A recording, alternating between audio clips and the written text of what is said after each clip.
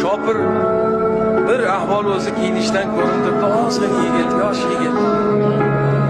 Xudoning sorini qildim, 2,5 million so'm pul olmay ketdi. Baraka topku. Hozir 2,5 million so'm olmay ketyapsan.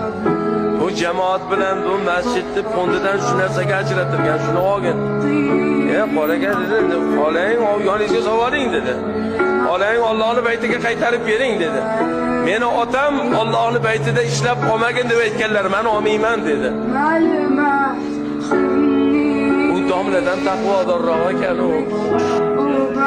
Mana men degan boydan saxiyroq ekan. Ko'rsangiz uni nazaringiz inmaydi. Birodarlar, shunaqa odamlar bor. Shunaqa odamlarning hisobiga mumkin yer yuzi turar. Menga o'xshagan domla nima? Ilmi bo'lgani uchun gapiradi. Boy nima uchun beradi?